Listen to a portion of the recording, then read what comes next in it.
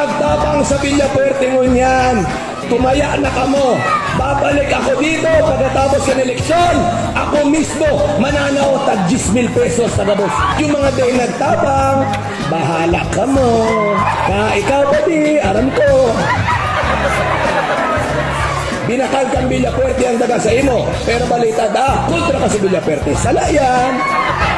Salayan pa di. Pati, may paglalagyan ka pa di. Ang mga naka-star dyan sa daga, na di nagtatapang sa Villafuerte, halakala tumindo. Pagkatapos ng eleksyon, ako manigi.